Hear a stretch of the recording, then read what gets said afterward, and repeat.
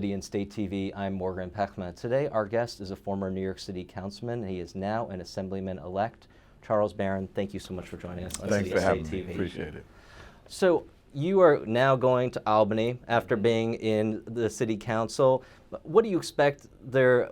How do you think the dynamic is going to be different, and how do you think your role is going to change? Well, it's tremendously different. First of all, in the city, you have a unicameral body. It's one body. The majority rules, 51. If you get the majority of that, you get your bills passed. You don't have to go to another house. When you go to Albany, you're talking about a bicameral body. So now we got to do the Assembly and the Senate.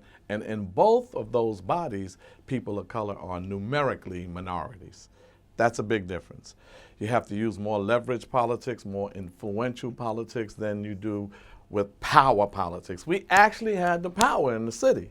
We had the majority of the 51 members, 27 when I was there, 26 now. So we actually, people of color, had the majority. Here, you're talking about numerically being a minority, and most of them are cutting deals with the governor, cutting deals with the speaker, and afraid to really unite and stand up to them for the issues in our community that most affect us, like poverty. What about the campaign for fiscal equity? Give us our money.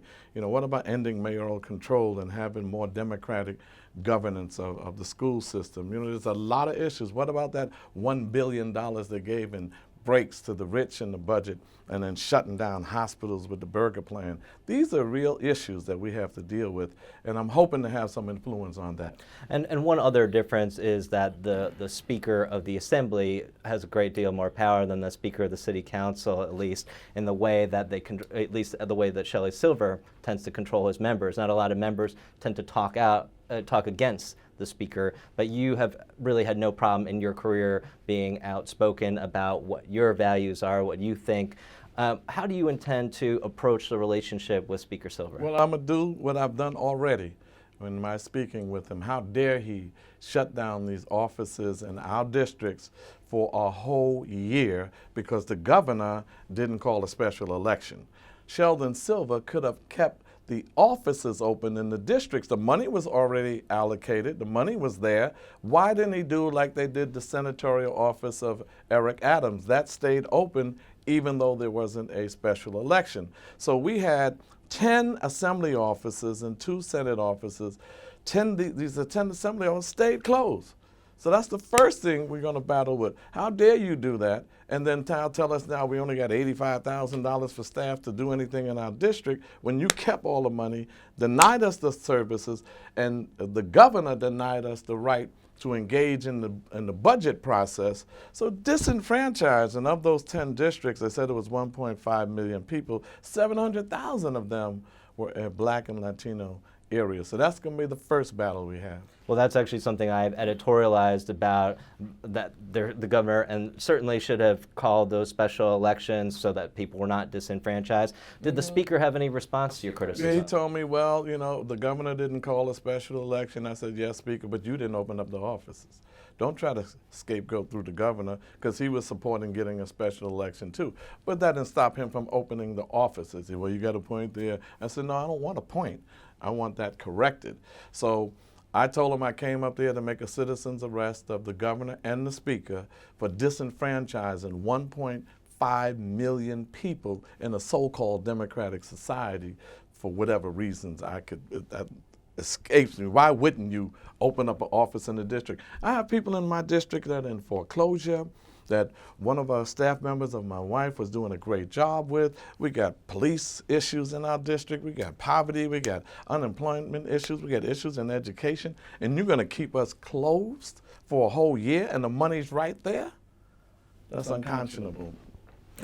And what are going to be your other foremost priorities in 2015? I know that there are a lot of very important issues that you've already talked about, but specifically, what are your objectives? Well, definitely campaign for fiscal equity, definitely ending mayoral control, definitely in the budget. We have to have more of that $137 billion budget go into the neediest areas in the state.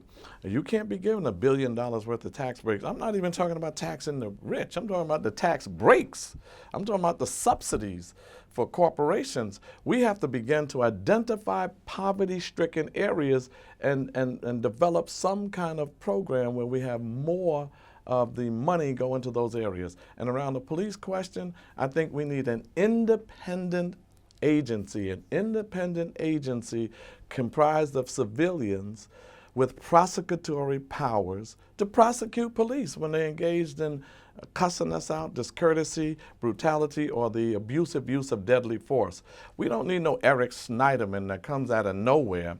He sits around all of this time, all of these killings, and all of a sudden something's in the papers and is all over the news. Now he wants to come in as the rescue. No, he wants to be governor, I believe. That's not what I know.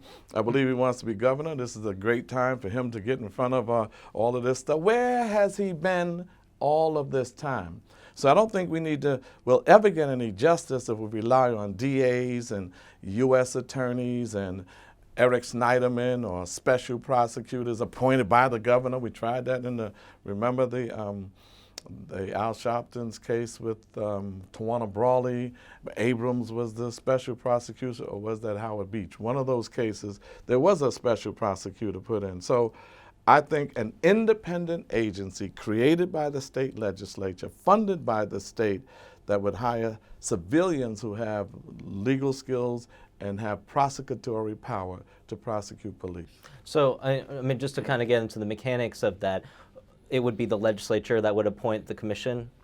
Well, we'd have to look at that. I think it should be some kind of open process where it'd have to have some community involvement in the appointment of the commissioners or the persons who are going to be involved in that, because we got to depoliticize it. We got to give more community and people from the community empowered to do something like that. Because if you just create that and then give it right back to the legislature to appoint people, it still becomes political. The other thing I want to do is if we can create some legislation, you know those community police precinct councils that they have in every community?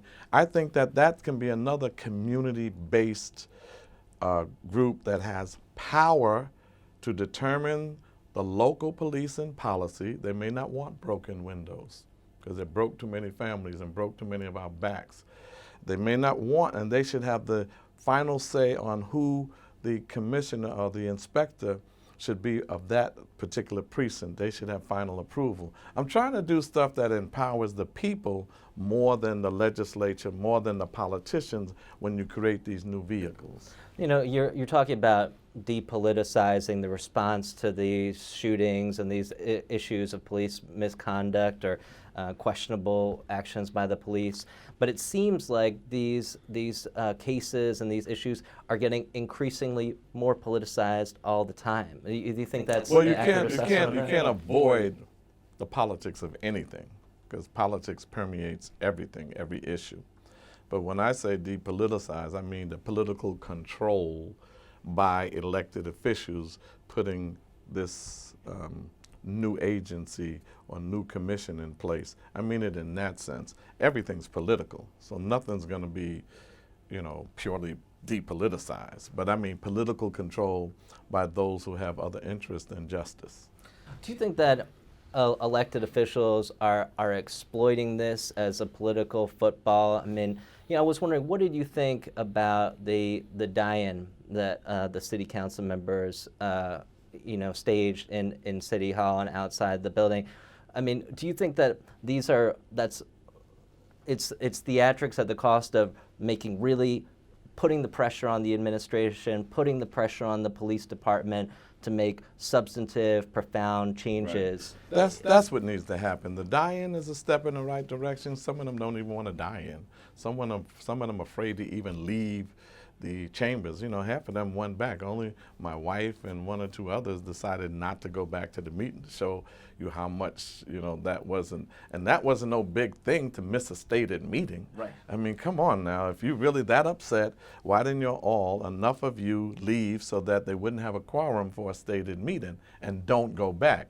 I know Inez did. I don't know about, I think Darlene Mealy may have one or two, but most of them went right back to the chambers and went as business as usual. The biggest statement would have been that we are not going to allow business to continue as usual in the light of this. But I think the speaker got some control over it, so it watered down that impact. But it was good that they did go out and do that. But you're correct. Now, what are you going to do about policy and police? Why don't you have a hearing with the Public Safety Committee on the broken windows theory and see how we can get rid of that to show how it's racist and ineffective and is creating havoc in our communities. Have a hearing on that. Have some influence over policing policies where you can, where you don't have to involve in a whole, a lot of powerless stuff that you won't have any control over. There's certain things in policing where you can't control, but what you can control, why don't you do that?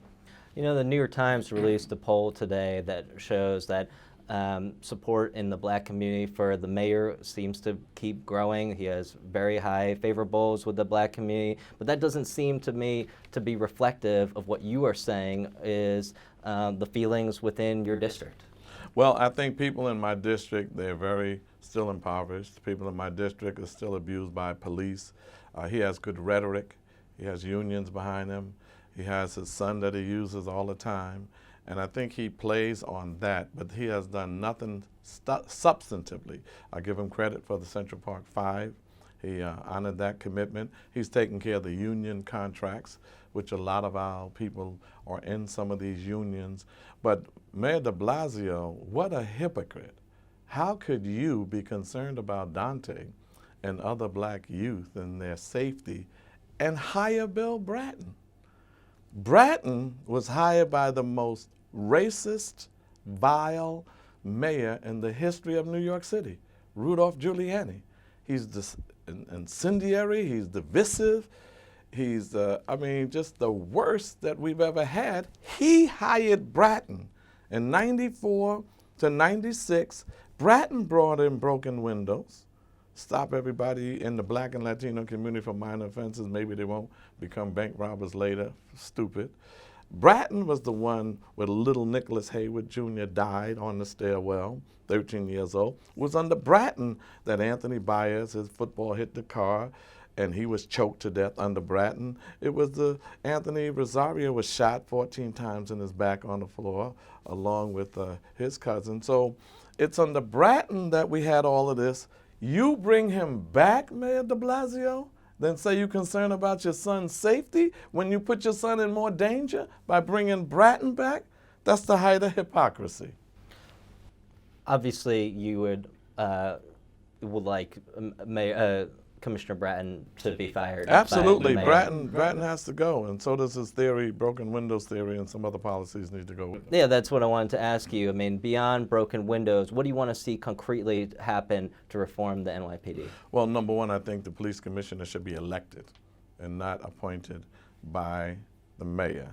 Number two, I think we should have a community policing program where you would have a residency law. I think more police should live in the areas that they're policing. They would have more respect and more understanding.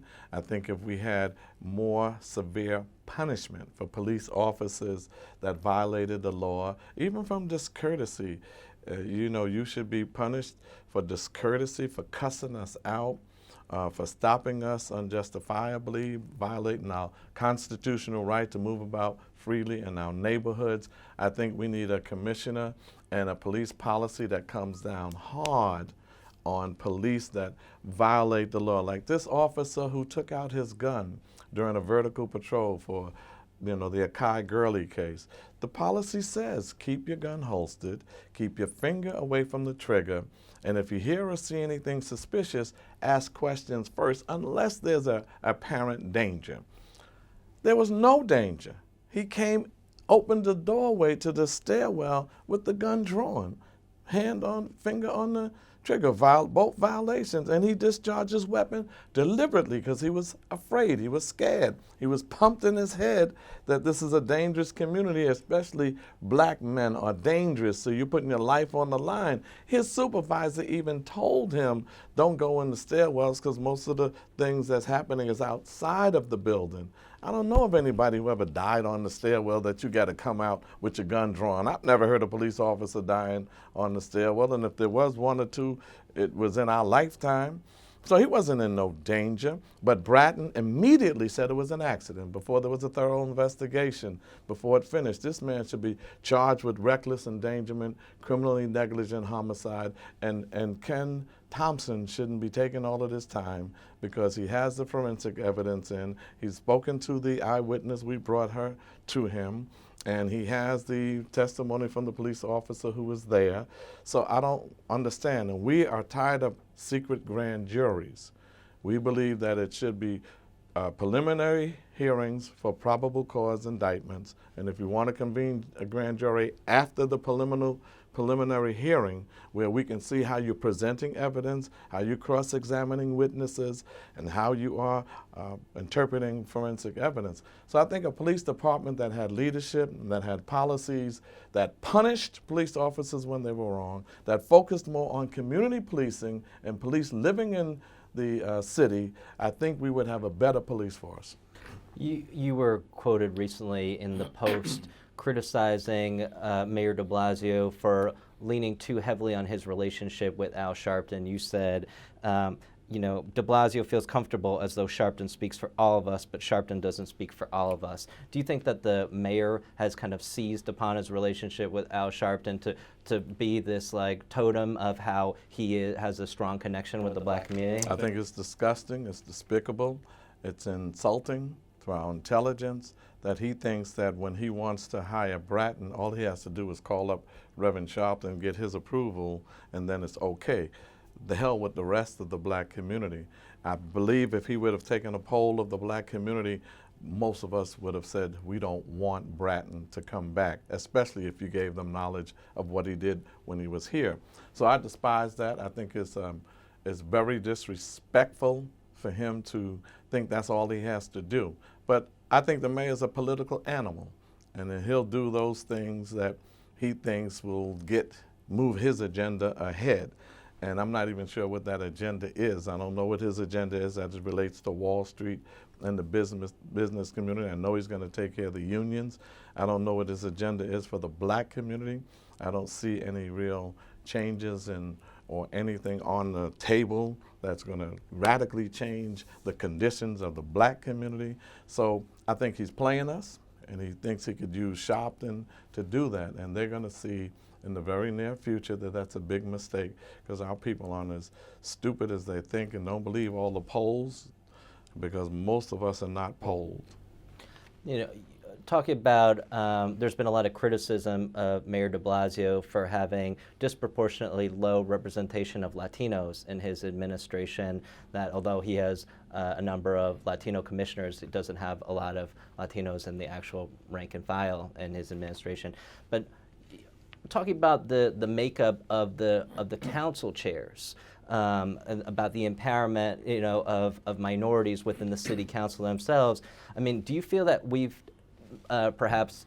I mean, what do you think about the makeup now of the council leadership compared to when you were in the council under Speaker Quinn? Well, getting back to your first question on the mayor's appointments, if you look at the black appointments in the mayor's administration, it's even worse than the Latinos. And the Latinos are bad. I think he is a mayor for white people, of white people, by white people. He's going to take care of white men. He is going to do some things to give the appearance that he's with blacks and Latinos. But I think if you look at his administration in totality, and they're going to give you all of their diversity numbers and say we have this percentage, but when you look at the real power, he even said to me when I raised that with him, that, what about Zachary Carter? He's in a power position. I said, Mayor, that is your lawyer. Zachary Carter is the corp counsel. He is the lawyer of the city. He's the one that, you know, when we sue you in the city, Zachary is going to be the one that has to defend you in the city. Not to say he's not going to have no say-so on some policies and all of that, but that's not a power position. I beg to differ with you. You could beg all you want. That's not a power position. Most of his power positions aren't with blacks or Latinos. They're whites. And when it comes to the city council, because the Working Families Party is controlling a lot of that now with this so-called progressive caucus that they created, because blacks, Latinos, and Asians had the numbers, and the so-called progressive whites numbers were so small that they pulled council members away from the black and Latino caucus and created this so-called progressive caucus. How do you have, under my nemesis, Christine Quinn, who was horrible, how do you go from not having a black-headed land use under Quinn, a black-headed the Education Committee under Quinn, a black-headed the Rules Committee under Quinn, a Latino was the majority leader under Quinn? Those are powerful 4 top positions. How do they all turn to white males, white men under a Latino speaker? And that's because of the white male leadership of the Working Families Party. You know, when you say that de Blasio is a mayor for white people, how do you explain the fact that, and I mean, I understand that in terms of power positions. And I was understanding about the question about how valid these polls are, but the same polls that say that de Blasio is increasingly popular with the black community say that he's increasingly unpopular with the white community. All right, let's get away from the polls. What has he done for the black community? Forget the polls. Let's deal with the reality. What has he brought to the black community? Who has he appointed in places that have significant power positions that are black? What about things like universal pre-K, paid That's sick for everybody. leave? Paid sick leave is for everybody. There are some specific things. We don't have equality in oppression. So when you do universal things like pre-K, paid sick leave, that's what Obama says, you know. Anytime we progressed black people in this country, it was targeted things. Civil rights was targeted. Voting rights was targeted.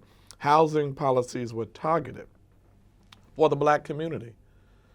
You know, when you come with universal pre-K, and you come with, and then in some of our areas we're having difficulties accessing that, I don't see where the targeted things that are needed in the black communities to deal with the poverty is, the unemployment is, workforce development programs, excuse me, making sure our daycare centers are open, our senior centers are open, our youth are employed. I don't see anything happening under Blasio that makes anyone feel that he's doing something great for black people.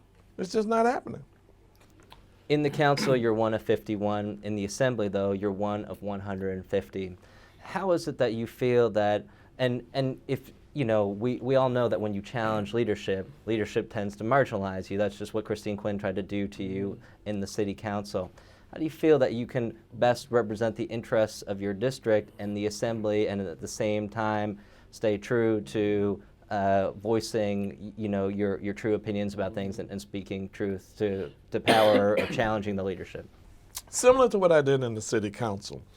Even though Christine Quinn, I only got 2-3 million for capital, others got 5.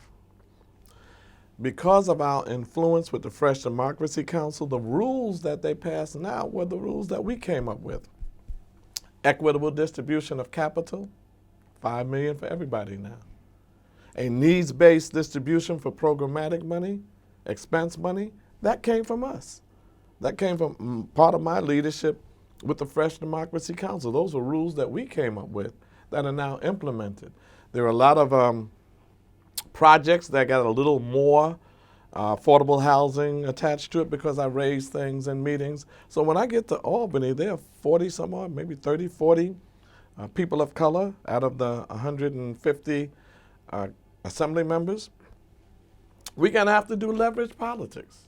I'm gonna have to try hard to get them to take on the governor. The governor doesn't need 40 some odd black and Latino people voting against this budget.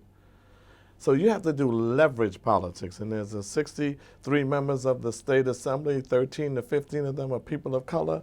We have to use leverage politics, we have to use the media, and most importantly, we have to use the masses to put pressure on the governor and the speaker to do right by our community. So I'm gonna bring my organizing skills to Albany and do the same thing, similar things that we did in the city council. It wasn't just me inside trying to negotiate. It was me in there trying to get things done, but at the same time building a movement. The only thing, and especially in this climate, with the movement being where it is now, it's not under control of no charismatic leader, but it's a grassroots movement. It's people from all over the city that are rising up around this policing issue, but it's going to translate to the real issues of economic depression and exploitation. Capitalism, I think, is a system that's failing. I think it's creating poverty and unemployment and an unequal distribution of wealth and income. And I think when those issues are raised, that we can get more of our people to help put pressure on their representatives to put pressure on the governor. Because the thing we have going for us, the governor has national aspirations, I believe, and then there are others in this city and state that have statewide aspirations. So sometimes you just need leverage politics to get some things done. I mean, have you seen a precedent or an appetite among the members of color and the legislature to stand up to Speaker Silver and to Governor Cuomo? Not at all, but it's the first time for all things. And this is the best time for it, and that's the role I'm going to try to play, to get them to stand up and be strong and take these folk on. But their representatives, the people in their community, have to do it. So I'm going to go to their areas and try to put pressure from the bottom up, because I don't know if it's going to happen from the top down. You know, you talk about the people rising up, but I actually see the people getting more and more silent. We had a 1 million vote drop-off from the last midterm elections here in New York State, and although we've had a strong response to the Garner decision, that doesn't seem to translate to votes, that doesn't seem to translate into civic participation. So, I mean, what do we have to do to get the people to be engaged in the process and to make sure that their voice is heard? Because it seems like people are increasingly disengaged from the process. They're disenchanted with the system itself. A lot of people feel like I feel we need a revolution in America, a radical change, and a lot of people don't want to participate in it. However, I think with this Eric Garner case and with the case in Ferguson, right now in Ferguson, that's a town of 21,000 people, 14,000 are black, 70% of that community is black. The mayor's white, 50 of the 53 police officers are white. You have 6 of the 7 city council members are white, 7 of the 8 school members are white, 84% of the people who receive tickets and summons are black, 92% of the people who get arrested are black. But because of this uprising, not the peaceful demonstrations and leaders coming and talking be cool, but because they rose up and were violent in some of the things that they did, the whole world is looking at Ferguson. And now they got an increase in registration, an increase in participation, and there'll probably be some political changes in that. I think you're going to see similar stuff, if not right away, but you're going to see similar stuff out of this uprising here in New York City, as it never happened before like this. And I think you're going to see that translate to politics.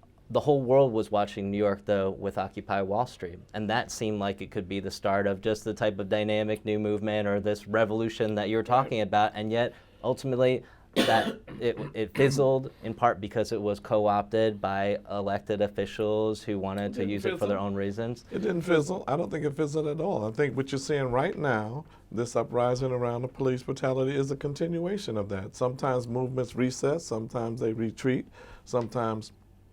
Well, it didn't fizzle at all. Look at this response now. You've never seen this kind of response in New York City. All over the city, tunnels, Macy's, bridges, Brooklyn, Bronx, Staten Island, New York. And it's not one leader calling for something. It's all over the place. It's continuous. You've never seen anything like this before. So revolution, I think, is a process.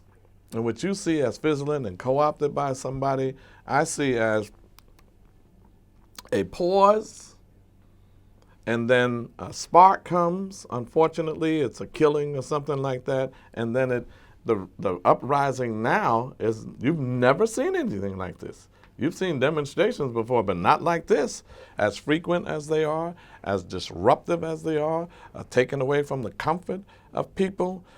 I've been at so many already where we almost shut down the city and shut down bridges and tunnels. That has never happened before. That's going to translate into politics, inevitably. Assemblyman Charles Barron, thank you so much for joining us on City of State TV. My pleasure. Thanks for having me.